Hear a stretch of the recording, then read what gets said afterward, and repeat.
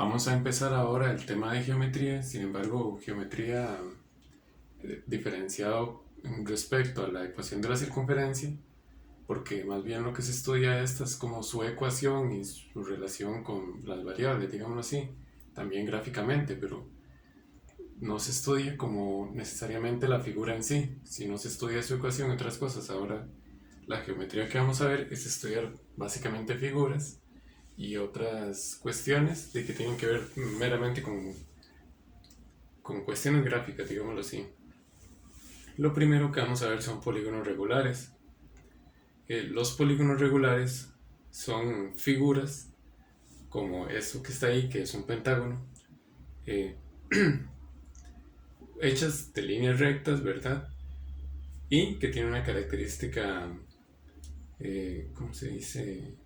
Bueno, su característica principal es que estas figuras, todos sus lados son iguales.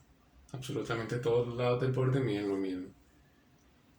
Aquí, por ejemplo, yo a ese pentágono que está ahí, que es una figura de 5 lados, le puse algunas líneas y algunas letras. Lo que quiero ver es qué significan esas líneas y esas letras. Por ejemplo, los ángulos que están dentro, en las esquinas, como este ahí, se llaman ángulos internos. El ángulo externo es el que está dado por extender a algún lado. Es decir, como este lado yo lo estoy extendiendo, él no es parte de la figura, por eso hice una línea punteada. Pero entre esa línea imaginaria y un lado, ahora sí de la figura, que está fuera, eso sí, de la figura, se llama ángulo externo. Ahora también se define lo que es una diagonal. Una diagonal es cualquier línea que une las esquinas, los puntos, los vértices de la figura. Por dentro, por ejemplo, si es una diagonal, hay una diagonal que va desde el punto más alto hasta acá, y así con cada una de ellas. Cada una de esas es una diagonal, todas miden lo mismo. También, estas figuras tienen centro. Al ser polígonos regulares, son figuras simétricas. Eso quiere decir que, por ejemplo, todas sus diagonales son iguales, todos sus ángulos internos son iguales, todas sus medidas se repiten. Este centro es justo el punto que está a la misma distancia de todos los lados. Aquí se puede definir, por ejemplo, del centro a algún vértice, lo que se llama radio, ahí está. Y del centro directo al lado, de forma perpendicular, por eso ese ángulo recto, ahí se pone lo que se llama, perdón, o se le llama a esa medida, a esa distancia, la apotema. Por eso ahí viene una A. Esa apotema va a ser útil más que todo a la hora de calcular áreas y perímetros. Y posteriormente, posiblemente en un par de videos, vamos a ver cómo se estudia eso. Aquí solo vamos a ver estas fórmulas. Estas fórmulas lo que me van a decir es cómo se calculan simplemente estas características. La suma de los ángulos internos, la medida de un ángulo interno, la medida del ángulo central, la medida del ángulo externo y el número de diagonales que tiene. Resulta que todas estas fórmulas dependen de una sola variable, n.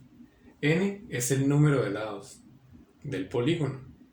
Si es un pentágono, tiene 5 lados, por ejemplo un cuadrado tiene 4, un hexágono, que es el que tiene 6, un heptágono tiene 7, octágono 8, y así sucesivamente. Todas las fórmulas dependen de eso, el número de lados. No es en realidad algo como difícil de calcular, porque a uno generalmente ya le van a decir cuántos lados tienen o le van a dar el nombre de la figura. Y en esta parte, por ejemplo, estas fórmulas no hay que aprendérselas, porque vienen en la parte de atrás del examen de bachillerato. Yo aquí las pongo para que ustedes básicamente las copien y veamos cómo se utilizan ya a la hora de trabajar en ejercicios. Importante, ¿qué podría decir de ahí? No mucho en realidad, tal vez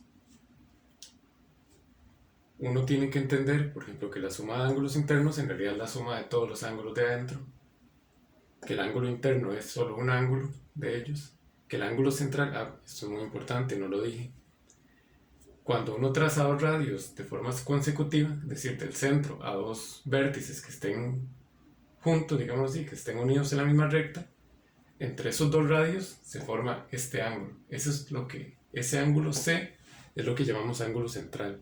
Es el ángulo que está en el centro. Eso sí está determinado por dos radios y esos radios tienen que estar en la misma línea. Eso es el ángulo central. El ángulo externo ya dije que era extender un lado y era el ángulo que se formaba de esa línea imaginaria y un lado de la figura por el lado exterior, por fuera. De hecho, estos dos tienen la misma fórmula. Aquí la del ángulo interno es 180. Voy a decirlas por si alguno tal vez no lo ve muy claro. Esto es 180 por n-2, entre paréntesis, sobre n. Esto es 180 por n-2, nada más.